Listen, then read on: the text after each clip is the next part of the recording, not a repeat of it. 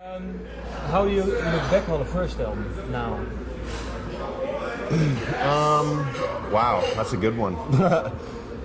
The first album happened so fast, didn't really have a chance to let it soak in.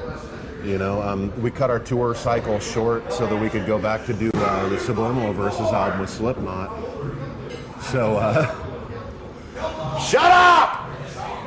Shut up! Fuck you!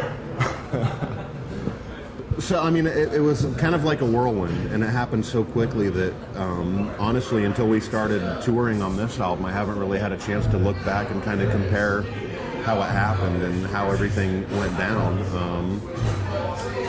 I would say the last album cycle was kind of like a bit of a new learning experience, you know what I mean?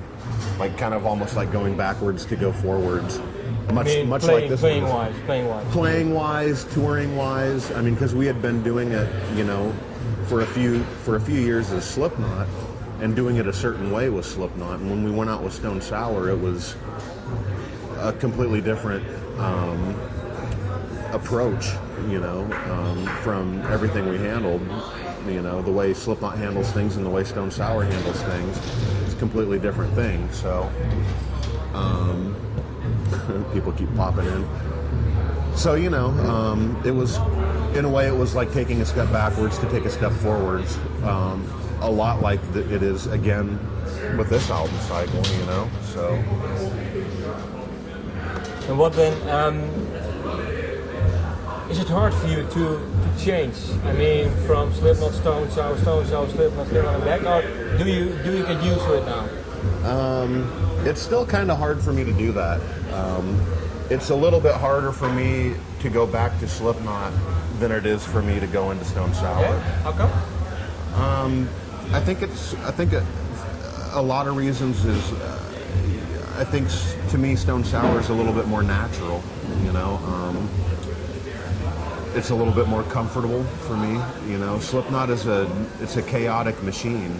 You know, and it's very physically and mentally draining to be in that band. So it's, you know, when you're talking about 9 different people and 9 different personalities and 9 different emotions and 9 different egos, it's hard to kind of switch gears and fit back into that. You know what I mean? If that makes any sense at all, you know?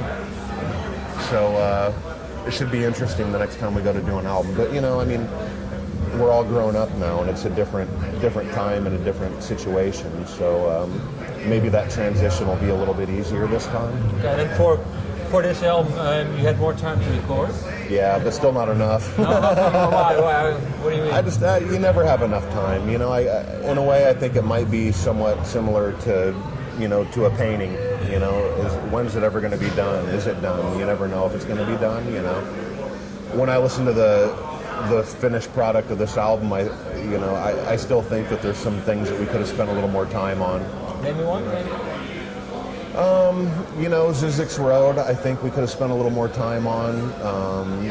What way? Socio, just, I think the they outro, could... or? Yeah, the outro, Because the layering, just everything, you know, I mean, mainly, like songs like Zizek's Road, mainly the layering. A song like Socio, the arrangement, I think, a little bit, you know. I mean, there's just certain things that I think were a little bit rushed. But when you're dealing with the schedule that we're dealing with, you're going to have that no matter what. I do think that this album is a step in the right direction, though, towards, I think, where we want to go as a band. Which is, for you? I don't know. No?